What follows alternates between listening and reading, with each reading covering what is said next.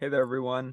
Welcome back to Utility Sports. And in today's video, we're going to be covering the Oklahoma City Thunder in a team-specific trade guide ahead of this year's NBA trade deadline. I've been very excited to have been covering every single NBA team here with their own specific trade guide. And we're just continuing that with the Oklahoma City Thunder. So if you do enjoy what you see in today's video, please leave a like, subscribe to the channel for more, and hit that notification bell. I haven't asked you guys to do that as much in the past couple months, but I would love for you guys to get notified when we do post here on Utility Sports. A lot of content comes out every single day, so really excited to share that with you.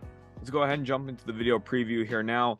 We're going to look at Oklahoma City's current record, their current situation, where they're at in the standings. I think that's a really important topic to discuss when you're looking at where this team's at when it comes to the trade deadline. The day I'm recording this is the morning of January 13th.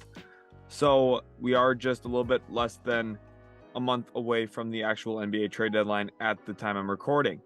We're going to look at their draft capital. It's a lot.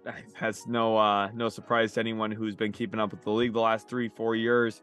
We're going to look at their long-term cap space as well. How much money does this team have going forward? Does it make sense for them to roll over some cap into next season? Or does it make sense for them to maybe explore some buy options either at the trade deadline or this offseason?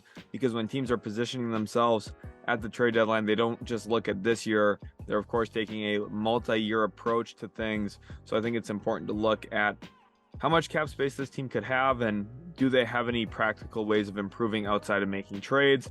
Then we'll look at tradable players and their contract situations. We're going to talk about one player who is one of the best young players in the league. You guys know who I'm talking about. He's going to get brought up in that category. Please listen to me intently, though, when I am talking about him, because I'm not saying trade him, okay? We'll look at likely trade partners. Again, I don't think that there's a ton of likely teams to trade with for this team right now, but I think there's some options. And then when it comes to potential activity level, we're going to look at how I think Oklahoma City is going to approach this trade deadline. Do I think they're going to go out and make a bunch of moves? Do I think that they're going to explore some trades? Do I think that they're going to be relatively quiet? Of course, with Sam Presti, you'd guess this guy's going to be answering the phones and making calls. I kind of see it the other way. So let's go through this video, and you're going to start to see why I feel similarly to that as maybe the people in Oklahoma City at this current moment do. First of all, let's start with the current record. This team is 19-23. The record doesn't sound super good, but all offseason long, I was saying, look, the West is going to be bunched up. The West is going to be bunched up. It's going to be really hard to separate the 2 seed from the 13 seed in the West this year. And I think this is a really perfect indication of that. They are 13th in the Western Conference. That is the 3rd worst record in the West this year. The only 2 teams worse than them, Houston and San Antonio. So you would say, oh, well, that's not good. That's not good at all. Well, let's hold up a second.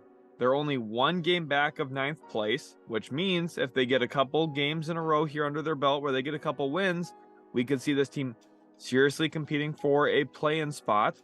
And they're only 1.5 games back of the 7th spot, which means with Phoenix, in free fall mode right now specifically, it's very possible we actually see Oklahoma City maybe even host a play-in game.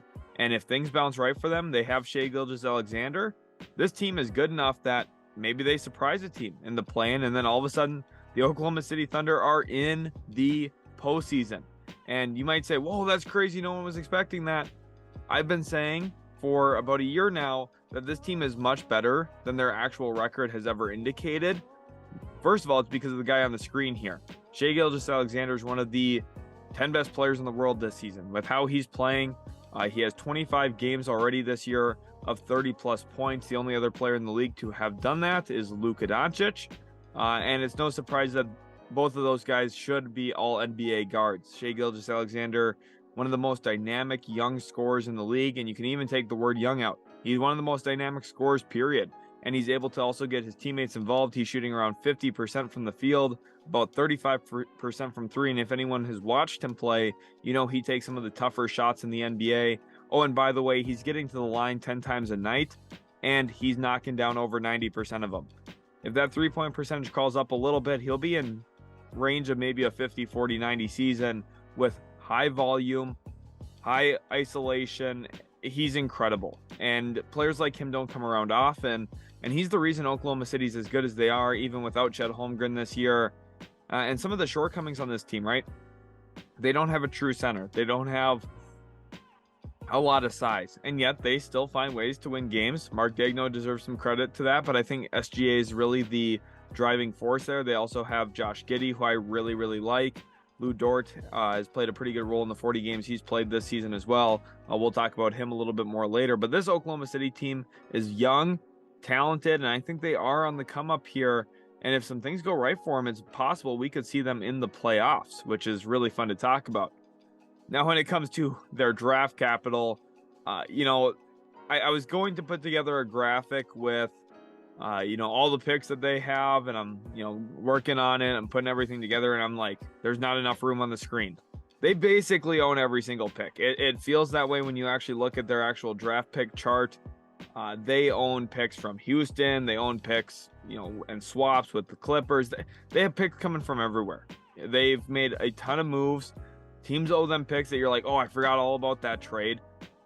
The long story short here, Oklahoma City basically could unravel any type of trade offer for any player in the league right now. Not that it would get accepted. There's some players who I would say are untradeable because they're so good that their team wouldn't even consider trading them, just given their age and where those franchises are at. But if that player were to ever become available, Oklahoma City would be in the driving seat to go get one of those guys to pair with Shai Gilgeous-Alexander, which is very interesting to talk about. I don't think that's what's going to happen this trade deadline. I don't think that there's going to be a, oh my gosh, megastar move this trade deadline. I just would be lying if I said I thought there was. But at this time last year, I would have said, no, I don't think there was going to be one either. Maybe Ben Simmons, but I wouldn't call him a megastar. And then, James Harden got traded. And some people might say, oh, James Harden's not a megastar anymore. Not a lot of players in the NBA averaging 22 and 10. Just going to leave that out there. So let's go on to the next portion here, and that's projected cap space. And this is their long-term outlook. Again, we're not just building for this season. We're building for the next 3, 4, 5, 6, 10 years of Shai Gilgeous-Alexander's career, hoping he stays there in Oklahoma City long-term.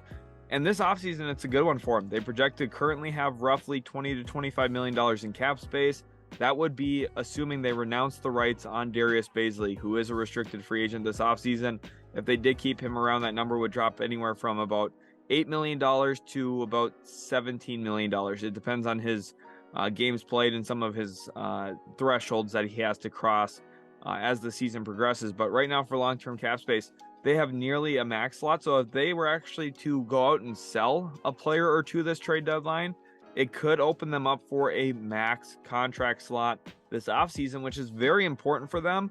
A couple of years ago, they had the opportunity before SGA's extension kicked in to have 2 max slots and go out and add really good impact players. I was on the side of history that favored that approach for them. If they made the right signings, they made the right moves, they could have put a really good competitive product on the floor and probably been a playoff team a couple times by now.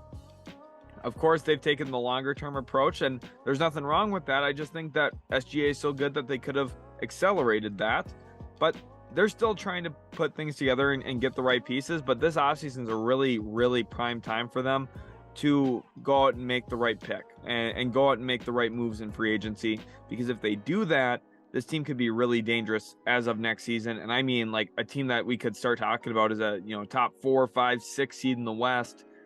They're that good. They're young. There's a lot of dynamism. Chet Holmgren hasn't even played an NBA game yet. This team's going to be good. Okay, they are. I really do believe that. So let's look at some of those tradable players, and we're going to leave that one in the top left here for just a second.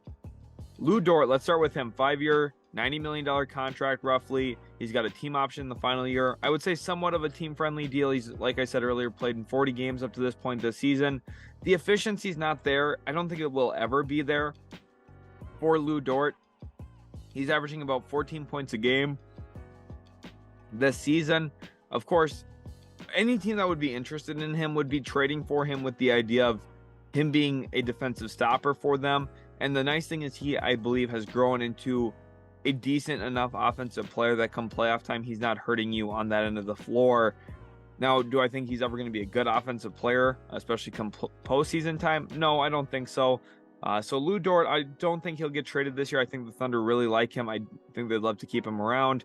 Another name that I thought was worth mentioning here, Trey Mann. Just given the Oklahoma City Thunder draft history recent years, Trey Mann almost feels like the odd man out a little bit. Not necessarily completely, but we've already seen Oklahoma City move off of some of their other draft picks as well. Guys like Teo Maladone, for example. You're just not going to be able to keep all of the players that they have draft picks for. You know, at one point they had like 17 first-round draft picks that they owned over like a 5-year stretch. Of course, your roster is 15 players, so it's not going to work that way. Trey Mann might be on the chopping block at some point, but I think this year's maybe a little too premature. Darius Baisley, somebody who I could see them trading. He's on a 1-year, $4.26 million. It's the final year of his rookie contract.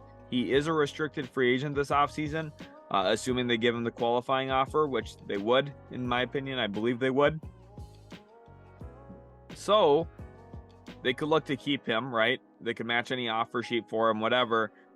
But you look at his numbers, I don't know. If I was running Oklahoma City, I think I'd prefer to take my cap space into free agency and see if I could upgrade this roster, maybe spend some money on a big man or two, or try and maybe land a max slot guy.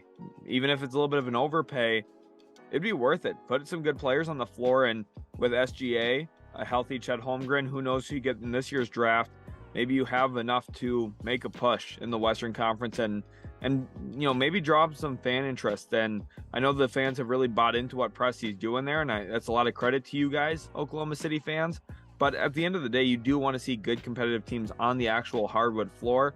Now, I know this team this year is a lot of fun. They are competitive, but there's levels to these things, right? I think that if they spend right in free agency, could be a team that a lot more people would, I'd say, respect coming into the next season. Kenrich Williams is a very interesting name to talk about here as well. He's on a 5-year, $29 million team option, final year of that deal. Since it's an extension, his current contract's at $2 million, which that number is very, very important. We're going to talk about that later. But now let's talk about Shai Gilgeous-Alexander.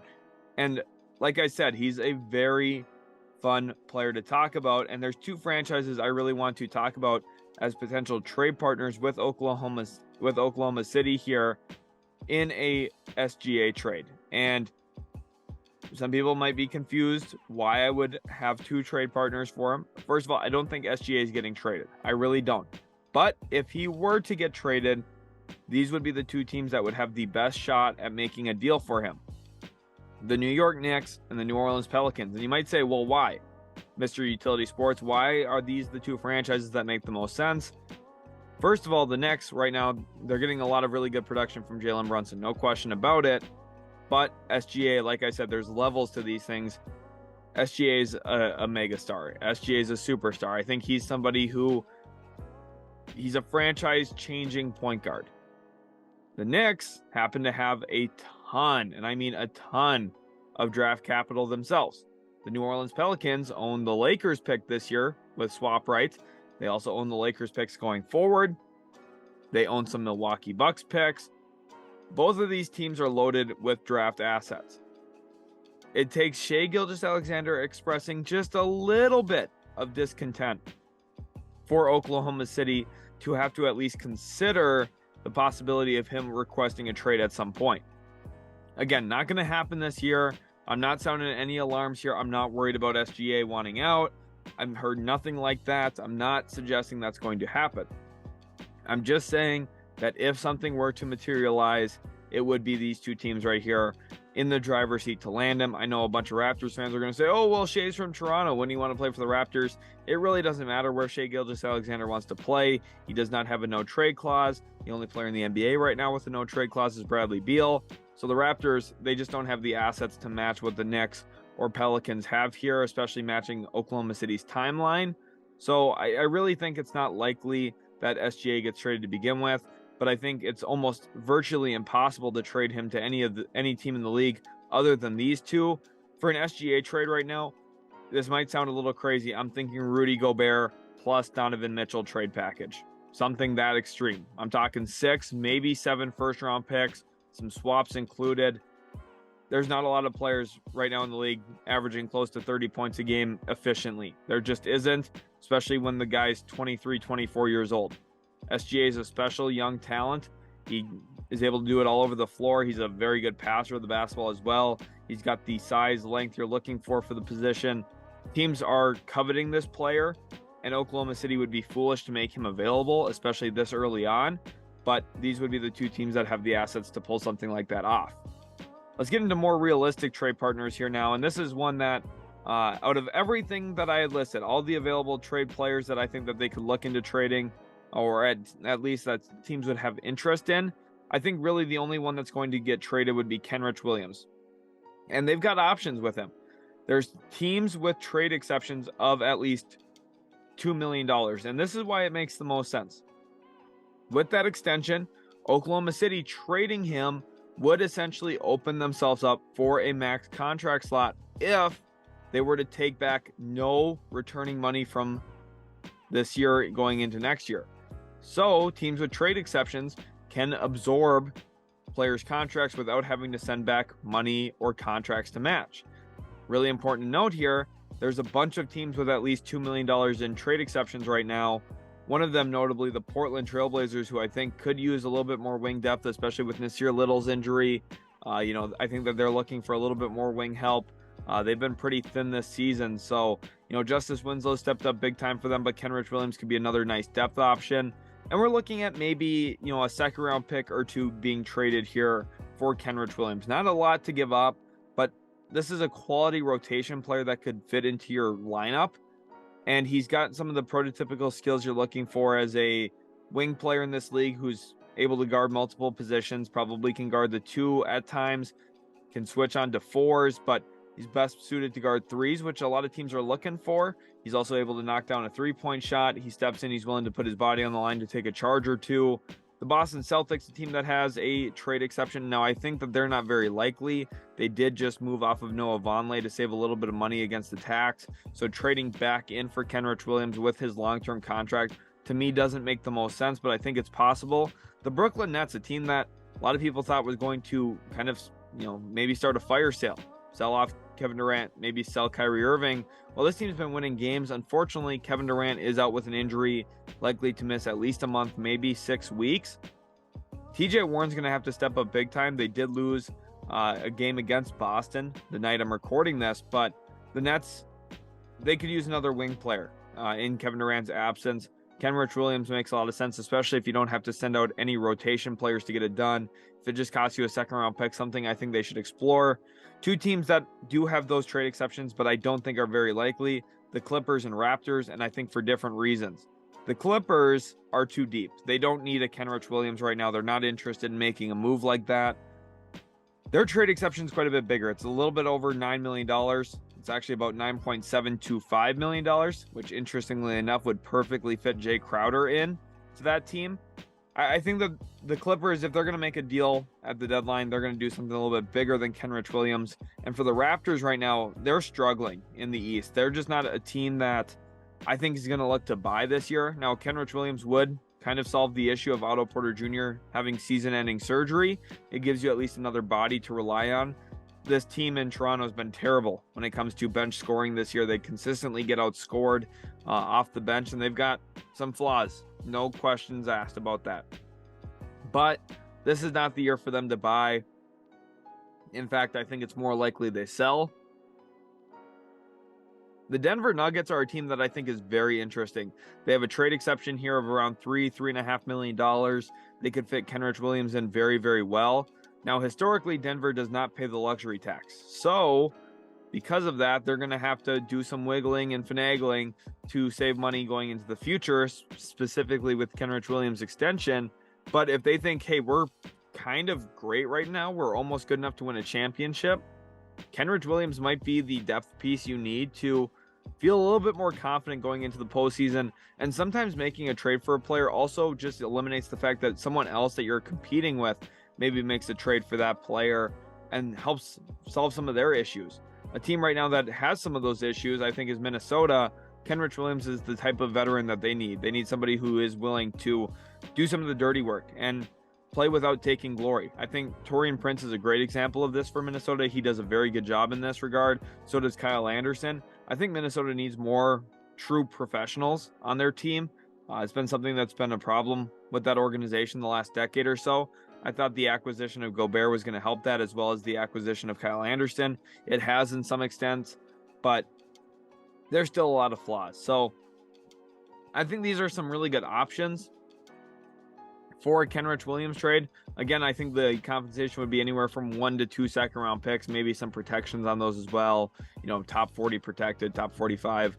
Those are somewhat standard things we see now in the NBA, with teams just kind of hedging their bets a little bit with their draft capital that they're sending out the door. But I think these are solid options here for Oklahoma City, especially if they do want to open up that money again, like I said, for a max slot going into the future. When it comes to potential activity level, I'm just guessing this team's not going to be active. You can kind of see the writing on the wall when you look at their contracts, you look at which players they want to keep. Like I said, SGA is not going to get traded this year. I just don't think it's going to happen. I thought it would be fun to talk about a little bit, and I just wanted to shout him out, okay? That's mostly the reason of talking about how good he is and how unavailable he is because of how good he is. They're not going to be active. If anything, they'll do a little bit of third team facilitation where, you know, two teams are kind of close on a deal. They need to finagle a little bit of money, or maybe, you know, draft pick compensation's not perfectly agreed upon. That's where Oklahoma City could step in and say, hey, we'll help you out a little bit here. We'll take in some expiring contract and send something else back out the door. And you might ask, why would they do that? You have to remember, these 30 GMs, these 30 executives that are working together, they want to build good rapport so that other people trust them when it comes to making moves. So sometimes you take a small step back in terms of, you know, what's ideal for your team to help bolster or build a relationship with someone else you'd like to get a trade done with in the future. Part of the reason that Donovan Mitchell's playing in Cleveland is the relationship between Kobe Altman and Justin Zanuck. That's just how the NBA is. You have to remember, these are people working in jobs, and they trust some people and they don't trust others. So it makes certain things a little bit harder or easier to get deals done in certain situations. The only way I really see this team being active is if they do trade Kenrich Williams. I think he'd be a true pros pro that could help some teams out, especially when it comes to depth and adding another wing body. You look at, you know, Torrey Craig, I think is a very good comparison for this. Torrey Craig seemingly gets traded for a second-round pick every single trade deadline. I know last year he did from Indiana back to Phoenix. Kenrich Williams kind of has a similar skill set, kind of fills a similar niche in the NBA. So if you had to ask me, you know, my life's on the line here, what would be one thing that I would guess would happen from Oklahoma City? It'd be Kenrich Williams gets traded into a mid-level exception, or excuse me, not a mid-level exception, a trade exception, so that Oklahoma City can free up long-term cap space while the team acquiring him gets somebody under contract on a somewhat team-friendly deal. He's controlled long-term and he's cheap to acquire this year. Kind of makes sense for both sides, in my opinion. Again, probably not, you know, groundbreaking news or anything, but could help a team advance, you know, one extra game, one extra series, and who knows, all that stuff adds up in May and June. Hopefully you guys did enjoy today's video. If you did, make sure to leave a like, subscribe to the channel for more NBA content like what you saw in this video. Had a lot of fun recording this, talking about the Oklahoma City Thunder. Let me know in the comment section down below what moves you expect the Oklahoma City Thunder to make, and let me know in the comment section. I'm very interested to hear what you guys say about this. What would it take to trade Shai Gilgeous-Alexander? I would love to hear from you guys. Thanks so much for watching, and we'll catch you in the very next Utility Sports video.